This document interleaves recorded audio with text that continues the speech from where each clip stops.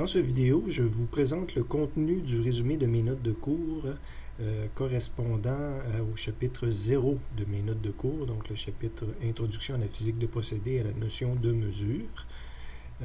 Comme mentionné, mes résumés portent toujours 2 pages, portent sur un chapitre si on veut. Donc, il va toujours y avoir 2 pages de résumé pour chacun des chapitres. Je vais toujours vous inviter, au moment où on regarde qu'est-ce que contient mon résumé, à ouvrir le livre de Séguin à une page donnée pour voir l'aperçu. Séguin a fait un peu la même chose, a fait un résumé de sa section.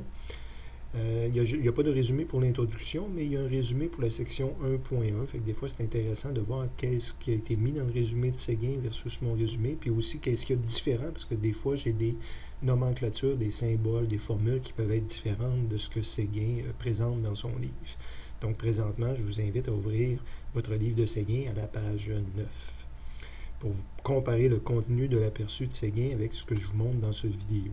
Évidemment, ce qui est montré au début, vous ne le verrez pas du tout à la page 9 parce que ça correspond plus à l'introduction comme telle. Je vous avais invité à lire l'introduction, à prendre connaissance de l'introduction. Donc, on situe un peu là, la physique par rapport à d'autres sciences et aussi on sépare la physique peut porter sur quel objet.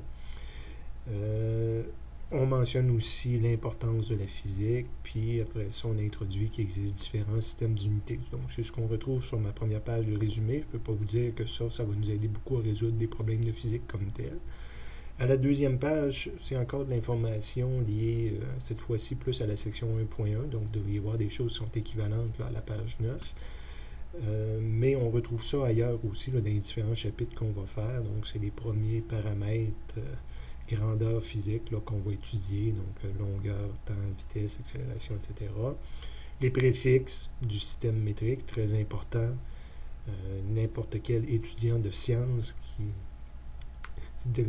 qui va un jour poursuivre en sciences santé, sciences appliquées, sciences comptables, même en administration, je ne peux pas comprendre aujourd'hui qu'on lise un journal sans connaître les préfixes qu'on peut rencontrer. Fait que c'est vraiment bon pour tout le monde de régler une fois pour toutes, de connaître au moins les préfixes que j'ai mis ici dans le résumé. Et le résumé pour le chapitre 0 se termine par la méthode de conversion qu'on va être obligé d'utiliser dans le cadre de tous vos cours de physique. Donc, je ne l'expliquerai pas ici, là, je vais l'expliquer en temps et lieu quand on va l'utiliser.